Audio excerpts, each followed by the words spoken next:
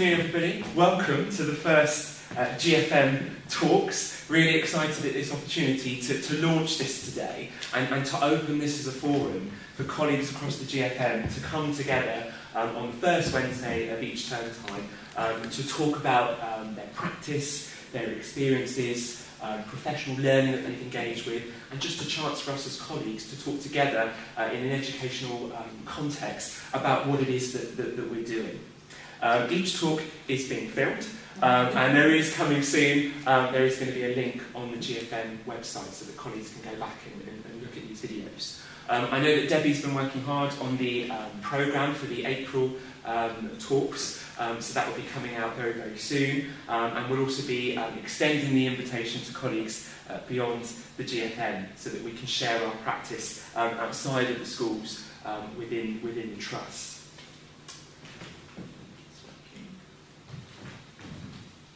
Thanks, Georgina.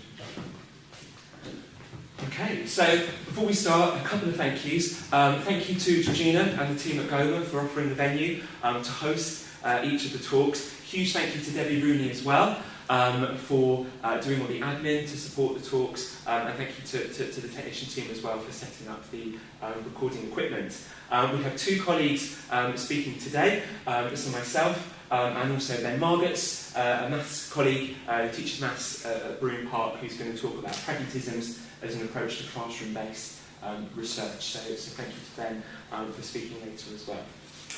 Just wanted to add that with thanks to David, who is going to be our monthly facilitator of our GFM talks. As he is actually talking today, it doesn't seem appropriate for him to introduce himself. So I'd just like to say thank you, David, for presenting to us this afternoon and providing our first ever GFM talk. So over to you, David. Thank you for that introduction, Georgina. We discussed earlier how it might be quite entertaining if I was to introduce myself, but I'm very grateful to Georgina for doing that. I think we might need someone on the computer. Thank you.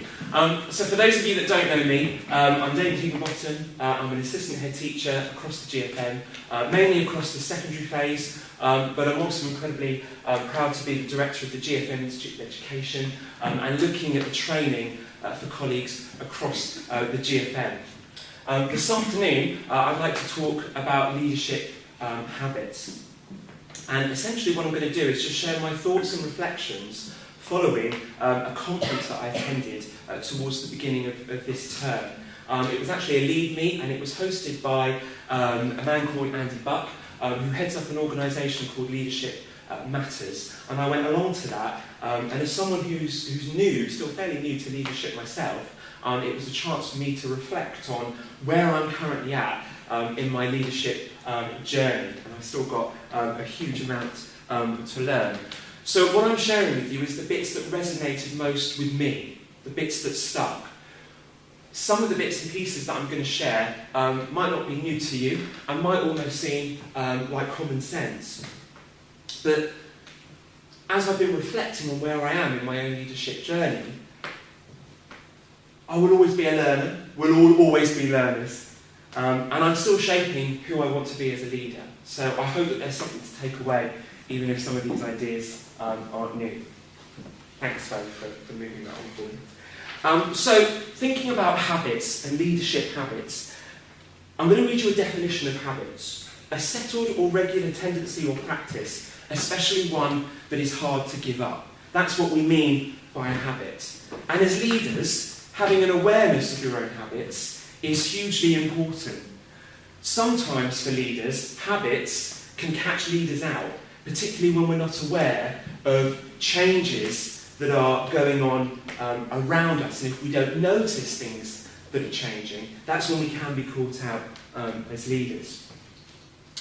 Sometimes leadership habits can keep us on the same path, and we can keep doing things in the same way, because it's easier. In the day-to-day busyness of things, when we're in school, we're on the ground, and there's lots of things demanding our attention, it's easier to stick to that same path and that same old way. But actually, there might be a new way of doing things that leads to a better outcome. So as the educational landscape changes around us, and as external accountabilities change, leaders often find themselves having to find that new way. But we have to commit to changing old habits. Habits can be really hard to break, and we have to commit to forming those new habits.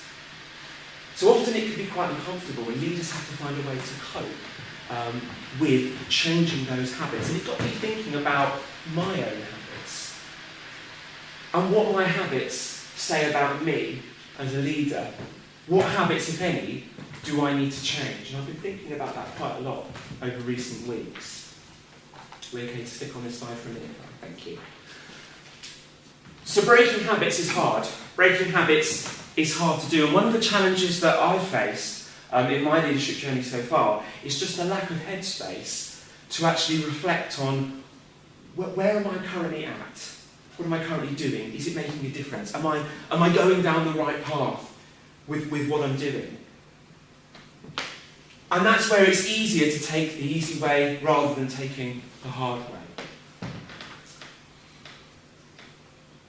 So on reflection, sometimes leaders might not actually be leading, they're just instead doing. And that got me thinking about, and at times I feel myself getting quite frustrated, that during the day I'm having to do all these things, or I'm choosing to do all these things, and I'm not doing the strategic thinking, or as much of it as I feel that I should. So that's been a real challenge that I've been grappling with, and that I've had to get to grips with. Now we could argue that that's quite a fixed mindset approach, and I'd like to think that I'm a colleague that doesn't have a fixed mindset approach. But when I keep doing things the same way, because that's easier, perhaps I am guilty as a leader of having a bit of a fixed mindset.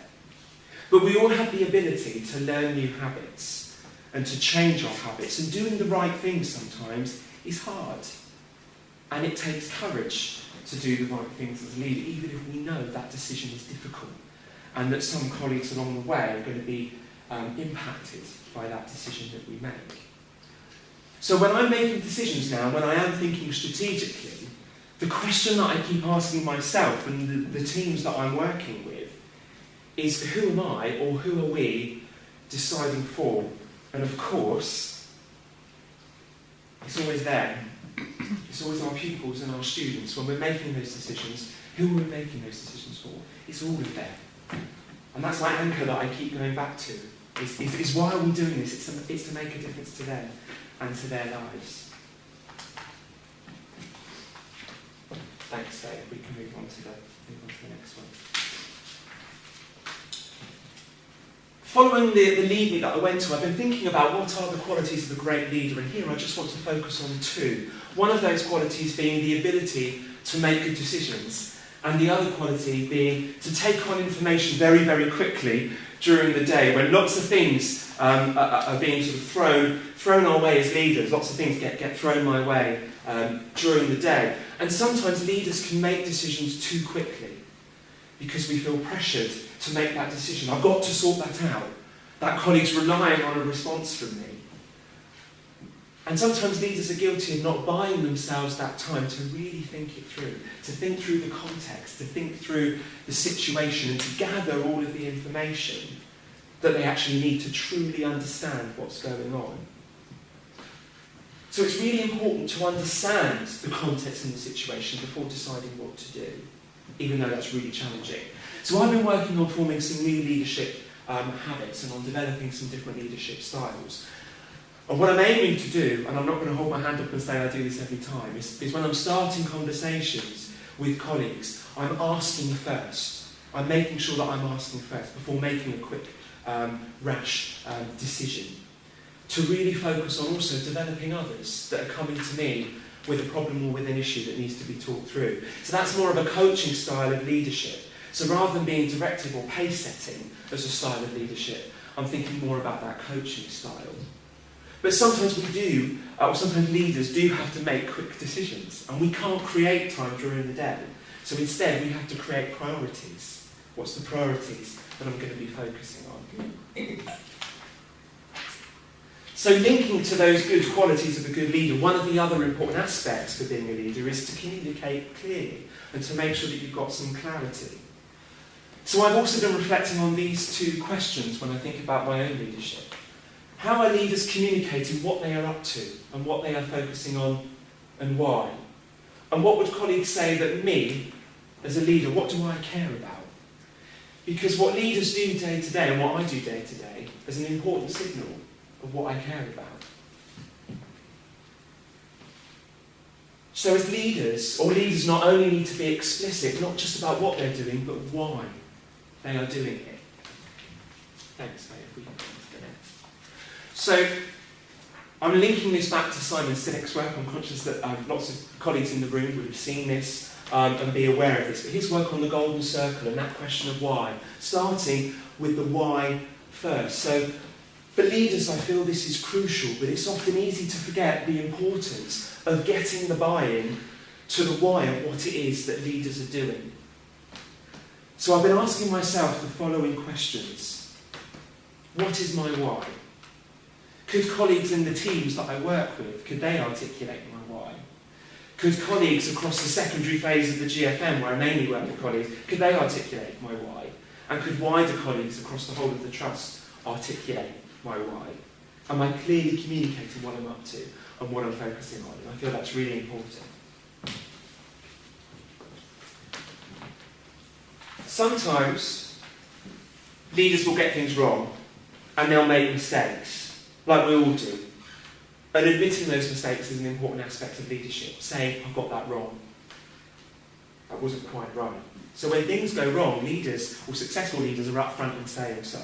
And I feel that I've got better about holding my hands up, saying, yeah, I'll take that one. I didn't quite get that right. And that openness helps to build trust and transparency. And the way that leaders communicate to people, I think, is really, really important. And I know that some find it hard to admit when they're wrong. Some of the youngsters that we work with find it hard to admit when they're wrong. As people, we can as well. But having the humility and the ability to admit mistakes, I think, is a really important aspect of leadership and what leaders do.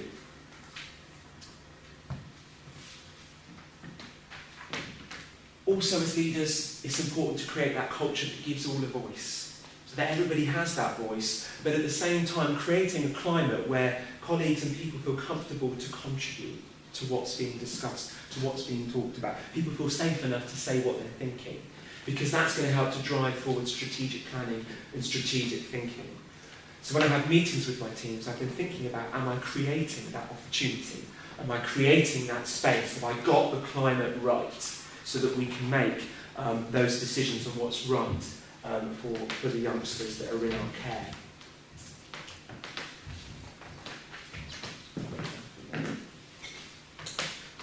It's also important that leaders are focused and completely clear on the one or two things that they want to change. So as we're about halfway through the academic year, I've been taking a step back thinking, what are the one or two things that I want to change? At the beginning of the year, and the GFM Institute of Education is still quite new, what do I want that to achieve? What do I want to get out of that? So when I think about the why of the work and the activities that the GFM Institute of Education are doing, it always comes back to this why. It's to improve the quality of teaching, because that's going to make the biggest difference in terms of outcomes to people. I truly believe that and hold on to that.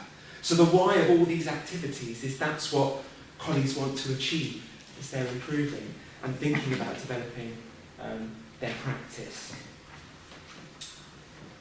So finally, and don't worry, this isn't going to be a Superman superhero moment where I'm suddenly going to do this, because no one ever needs to be exposed to that or put through that trauma. But I have been reflecting on something that Ian Potter said to me a very long time ago. When I first applied, when I applied for my first leadership post, back at Bay House, when Head of Department of Geography came up, I put myself forward for it. And unfortunately, perhaps not unfortunately for me, because other opportunities came up, but I didn't get that first opportunity. And I remember feeling quite deflated afterwards. But something that came out of that was Ian offered to coach me, and he got me thinking about leadership and what it is. And he said to me that I had to move away and shift from the mindset of being the heroic doer, of doing all of the doing.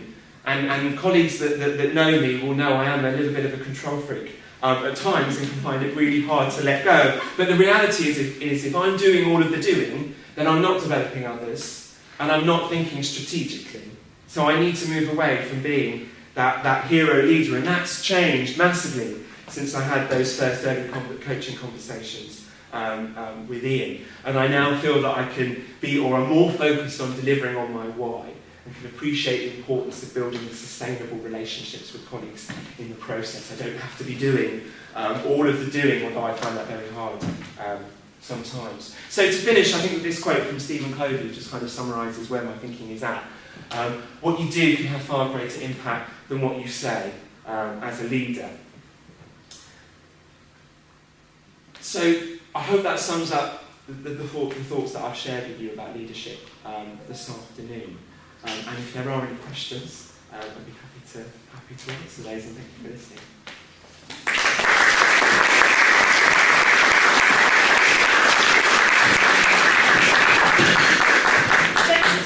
David, thank you for that, and I think we can identify with that brave honesty, and it was certainly very thought-provoking. I know there's questions I want to go and ask of myself, and then maybe need to ask my co-workers answers to the questions to see if we have the same answer. Yeah. That would be really interesting. But I wonder if anyone does have a question they would like to ask of David, or perhaps to share a reflection in light of what he has just shared and outlined just now.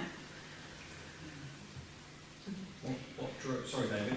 What drove you to apply for the role of geography lead? So what drove me was, when I first started in teaching, and Bay House was my first place at school as a PGCE trainee, and a job came up, and I was like, right, I'm going to focus on the teaching, and I'm going to get that bit right, or as right as I possibly can, and I'm going to do it to the best that I possibly can.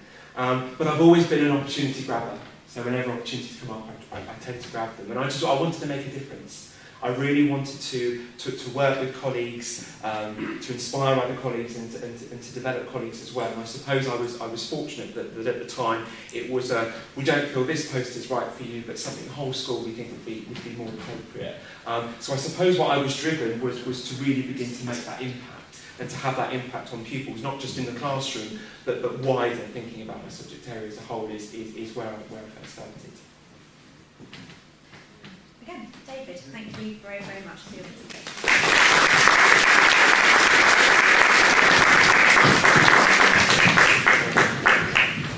Really pleased to introduce Ben Margetts, maths teacher from Brune Community School, and Ben is going to talk about research philosophy and methods, and how he's been applying that in his classroom, so thinking about research and practice. I will hand over to Ben. Thank you very much.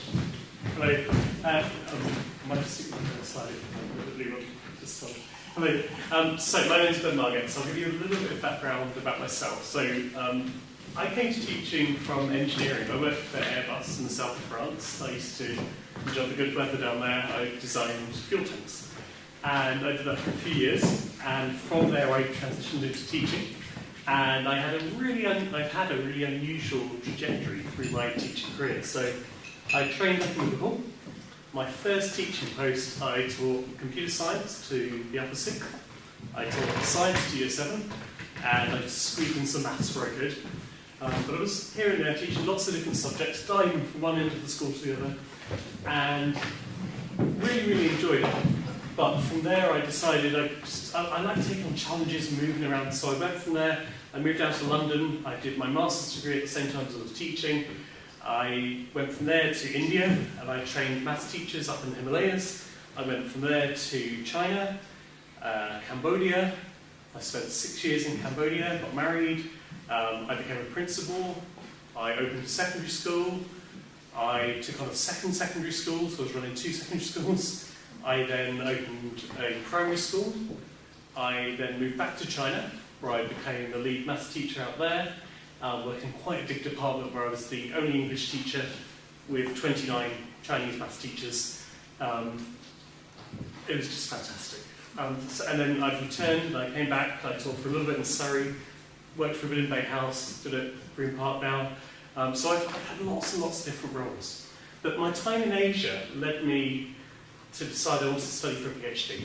I found it just fascinating, working with classes out in Asia, and then thinking about the experiences I'd had working with classes in the UK, and seeing the differences, and the different climate you find in the classroom. I'd sit in Beijing, and I'd start the lesson with complete silence. Not a word. Everyone's ready, books are out, pens are out, coats are off, everyone's ready. They've done their 5K morning run, the entire school, everyone just jogged around the campus, they're ready to go, and it's 7:30 in the morning. Okay? So, so very similar to you.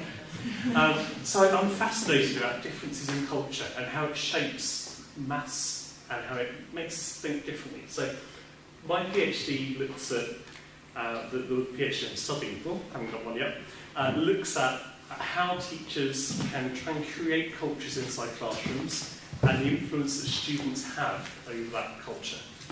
And what that then does to affect the belief systems and make students think, can I be successful in maths? So it's got lots and lots of different aspects to it. But I don't know. So I lead on Key Stage 4 GCSE statistics at the moment, and I'm doing lots of work on the GCSE maths at Brune Park, seeing what we can do to improve our approach. So, thank you, sir. So I'm going to talk to you a little bit about educational facts. I'm going to talk to you a little bit about the real importance of doing research in schools. It's one of my passions. I'm going to talk to you a little bit about philosophical approaches, and I'm going to get to pragmatism, which is an approach I've used for a few years now, and I think we should know more about it because it's really useful.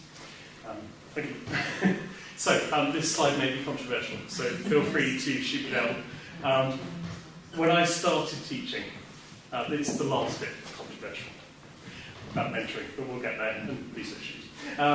When I started teaching, it was all about brain gym.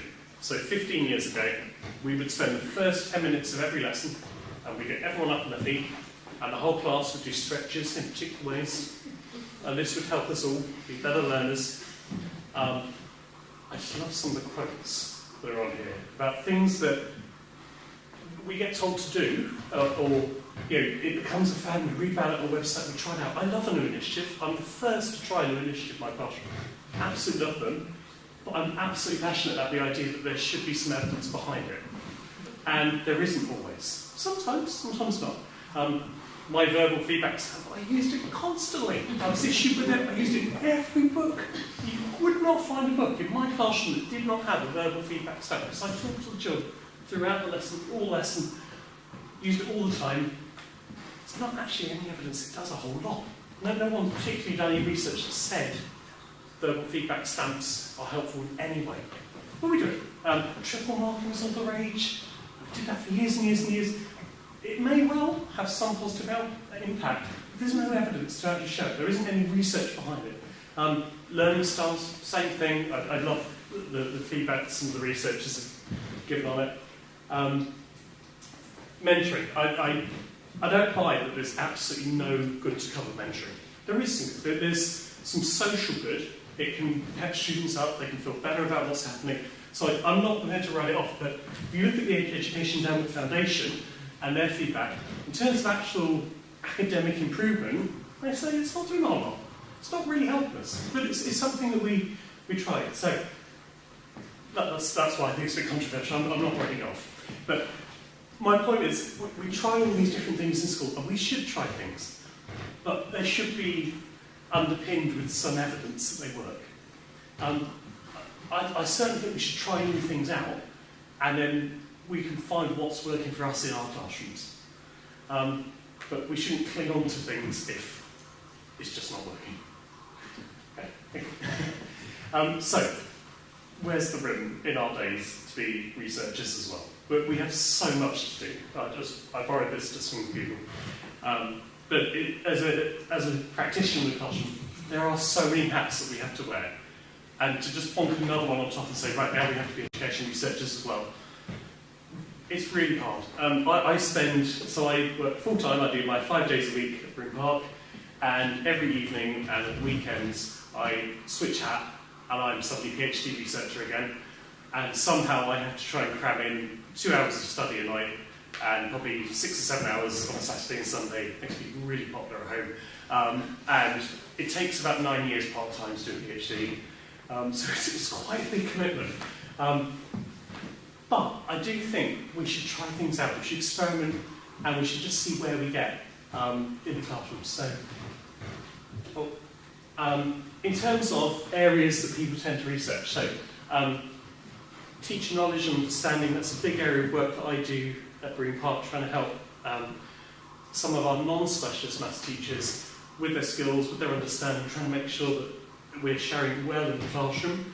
I'm not going to read through all those. I hate it when people read things to me from a PowerPoint slide. There are so many different areas. As I say, my area that I research is classroom culture and mathematics and how those two things meld together. But I think people should find the area they're really passionate about and go do some research in their classroom and see what they find. So,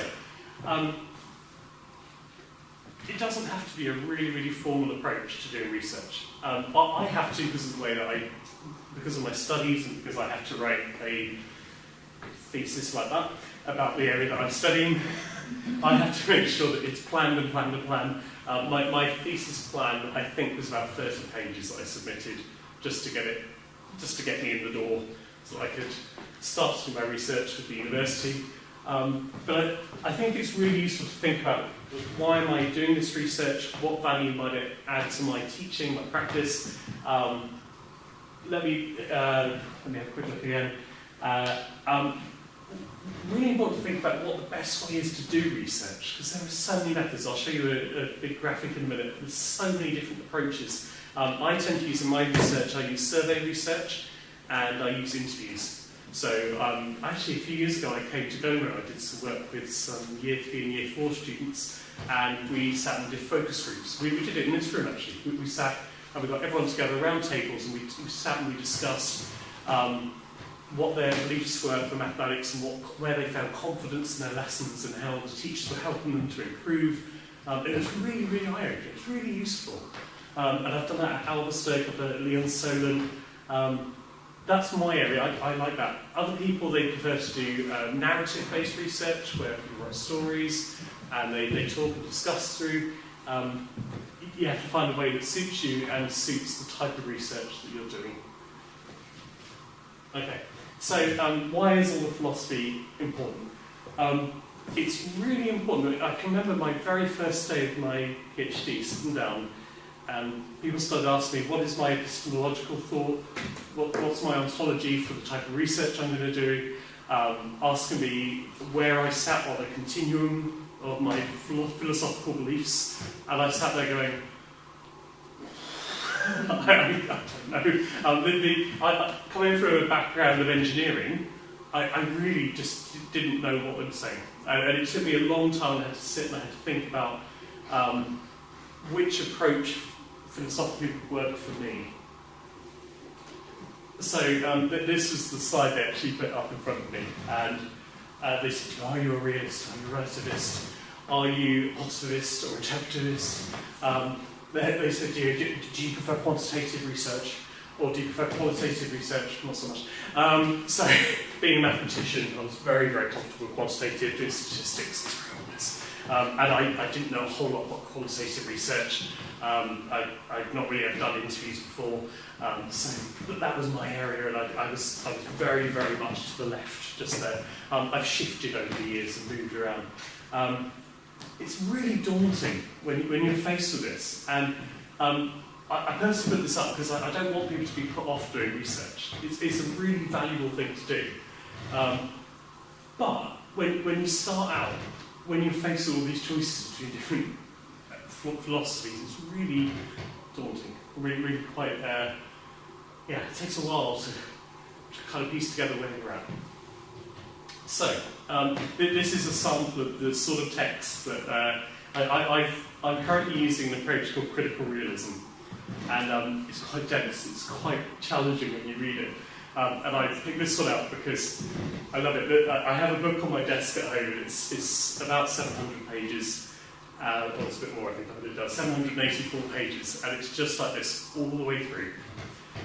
And I read it, and then I read it again, and I read it again, and I read it again, and they're words, and I understand the words individually, and I try and join them together.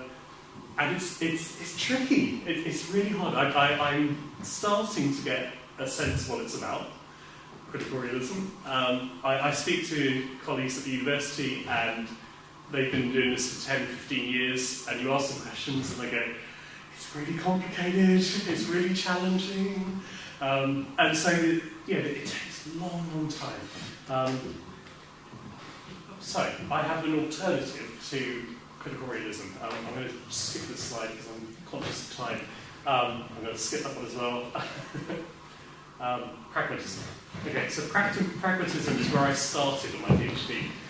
Pragmatism is the idea that, forget all this philosophical thinking, go into the classroom and try and work out what works for your students in your classroom when you teach. And if that works for you, and you can see time after time, with different classes it works for you, it's all good. There are limits to pragmatism. Because it only works for you, you can't generalise it and say that's the same for everyone else. So that's what I'm trying to do in my research, find approaches where it works in every classroom. But pragmatism for individual practitioners in their own classroom is really, really valuable. It's about this idea of, just what works for you, finding methods that just work for you. So if you want to talk to students individually in your class and just understand from their perspective what makes things work well in your classroom, great. This is a fantastic way to do research. Make notes of it. We have to be a little bit careful. We can do research in our own classroom. What we can't do, if we don't have permissions from parents, and I would imagine, I'm not quite sure who we would authorise research through. I know Nigel Mathias is probably a good person. If you wanted to go out and do some research and going to publish, he'd probably be the guy, because he's got lots of research experience. He's done his own doctorate. So if you want to publish it and put it in a journal, then you're going to need to get permission, and you're going to need to talk to parents, get them to sign it off. You need to get consent from the children as well, which can be quite difficult, particularly in primary school. And that's something I've had to work on, because a lot of my research is primary based. Thinking about how do you get permission from the children to do the research if they don't necessarily understand the purposes of the research, and how do you get the language right so they understand what it is you're trying to achieve. So that's that one. I'll just run through these. So pragmatism says, as I say, abandon all this worry about theoretical aspects and just what works in your classroom. They see science, the scientific approach, as probably the best thing going. So that they say, let's use that. Let's use statistics where we can, but let's use other approaches as well. I would encourage anyone to, if you haven't done any classroom-based research before, go and have a read about pragmatism. It's a really good approach, and I can find links for people if it's going to help them just see where we're going with it all. Okay, I'm going to skip that one as well, just the time, and that one, and that one. There we go, this is the slide I wanted to get to. So, this slide, I'm not sure how clear it'll be with the colours. So I sit, at the moment, I'm a critical realist, so I sit in survey research, and I do something called critical discourse analysis. So when I've done an interview with students or adults, what I do is I then pick that apart and I look at the language that's been used, and I try to understand what shaped that language. I try to understand how the culture in the classroom has shaped that language, how government policies shape the language they use. So I sit very much in the sort of the green sector here. I have colleagues who are much more into life histories, and they'll sit and interview people, talk about their whole career, what's shaped their career, where they want to go with their career. It's finding your own niche if you want to go into doing postgrad research. But I'm very much in that sort of nook just there. Okay. And I think I'm going to stop there, actually. I'll leave it.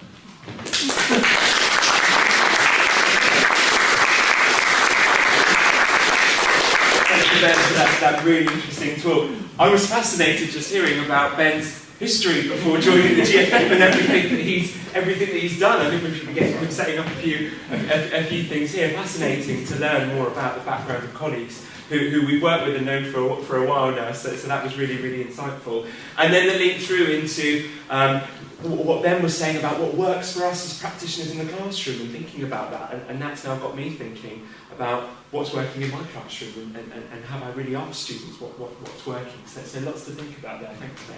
Has anybody got any questions for Ben? Any thoughts, reflections they'd like to share? Ben, we are some of our experiences, and I was interested, as David said, in terms of your journey. Do you think those experiences led you to be the pragmatist that you are? I think so, yeah. I think particularly my work in Cambodia, where things are very unpredictable. I'll give you an example. The King of Cambodia died about 5 months into me taking out my first headship. And so the government phoned me at 11 p.m. one evening, and they said, the school's going to be closed tomorrow. You'll likely be closed for the next 6 weeks. So make plans. So they closed every school in the country. All students were sent home. But I still had to pay all the staff who then weren't teaching. So we had to find 6 weeks worth of things for them to do. So I had to think on my feet. And so I think that's shaped a lot of me having to plan very quickly and make decisions and just see what worked for our school. And how we could, and what we did in the end was we just went into teacher training mode. We did 6 weeks of teacher training non-stop. We did every bit of planning we could ever do. We got the school cleaned, we decorated, we did everything we could without the students there while they all sat at home bored, because that was the decision. And we didn't really know whether we'd open in 6 weeks. So yeah, I think experiences like that have really shaped me just saying, okay, well let's just problem solve on the job, and we'll find a way. Yes, so certainly that's shaping as a pragmatist. Has anyone else got any questions? Just wondering about the confidential nature of research. So could you do research without taking any names? And that is valid? Yeah, so when I do my research, we have to be upfront about the way we're going to manage the data, particularly with GDPR rules now. So we have to, it's a balance, because I need to be able to identify the children that I talk to in the class and think about what their assessed attainment results are. So I need to know, but I need to find a way that I don't share that even with my supervisor. I can't tell them which children I spoke to, I can't give names, I can't. So with lots of researchers, they try and find inventive ways to do it. So I name all of the classes that I research with after sea creatures.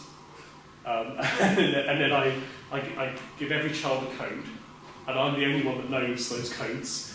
And then I have to think about how I store the data, so I've got it all locked away at home in a small sort of safe. So yeah, you have to go to quite the level. Then when you disseminate the research back to the teachers, you're not allowed to identify which class your research came from. So you have to, but that's sometimes quite easy to work out. So you have to be quite crafty in the way that you do it. So I tend to publish an executive summary where I just talk in very general terms, but then because I'm largely a pragmatist, it's hard to do that because I'm talking about individual classes. So it's a real challenge to work out how to do that. But yeah.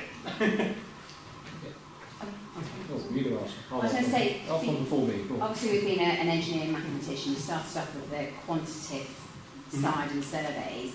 If you could talk to yourself at the beginning of it, knowing what you know now, would you have gone about it a different way, maybe with phenomenological kind of interviews? Quite possibly, yeah. I think it's our life experiences that shape our approach. I know when I started my PhD, my supervisor said to me, don't pigeonhole yourself. Just come at this brand new. She said that obviously your statistics are fine, so just see if you want to just try out something new. Just have a go. Because each of the methods you can use on that big methods map I had, they can take years and years and years to get experience at doing them. At the moment, I'm doing lots of work on how you can design surveys, but you start with the interviews, and then you use the results from your interviews to then design the surveys. That's a really new approach to me that I've never used before. So I'm having to think on my feet and think, how do I do it? And Because having done research myself, the phenomenological interviews that I did, I was sceptical when I went into it, but actually they were the ones that gave me the most informative, parts of my research, and it was amazing. But I wouldn't have chosen that myself. But I did it as part of what I was supposed to do, and it was. But I just thought that the way you've gone for the survey sort of quantitative. I think, so it's so important to just try lots of different things. I think you've touched a few times on the fact of the importance of the research having a reason with the why in the middle. So, assuming that you're not just doing the research so you can get your PhD, what's the stage after that? Postdoc. As regards mathematical learning and what you aim to get from the research to put back into the schools. So what I would love is if we could create a research culture across the GFM and have teachers sharing the research they're doing in their class, finding a way to share the research they're doing in their classroom. I don't know, we've got to think about how we can do that while preserving anonymity and making sure it's all been done with consent from students and parents. But I would love to build up that research culture. So that I'd love to have a journal where people share. I think there's been talk about, isn't it? Having a journal where people share the work they've been doing, so it can get everybody thinking about and having a dialogue like we're having today. And presumably also to try and establish something from your research that is actually going to become maybe even an ethos and beneficial to mathematical learning, whether that's mathematical learning in the primary sector or across the whole learning journey, so that it's really, really worthwhile. So I'm hoping that the survey that I'm designing, I'm hoping teachers will be able to use it online, and that they'll be able to use the survey with the students to work out what's happening with the culture in their classroom, because sometimes as the adult in charge, we think we know what culture there is in our classroom, but we only know it from our adult eyes looking at the class. The students may have a completely different thought on, take on how that class is. So I think that's really valuable. And I want to get it online, get lots of teachers using it for themselves to get them thinking. Excellent, thank you. Thank you.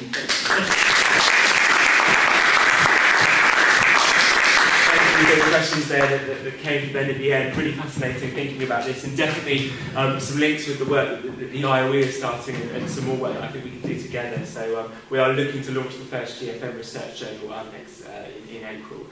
So definitely some more work to do around that. Thank you all very much for coming along this afternoon. I hope you've enjoyed both of the talks. Lots to go away and think about, questions that we're probably asking ourselves as we reflect and think about our practice. I'd just like to say that if anybody would like to offer to talk at one of the future sessions, then please do get in touch with myself, Georgina or Debbie, and we can arrange that. So I really hope that you've enjoyed the first two talks and enjoy the rest of your evening. Thank you all very much.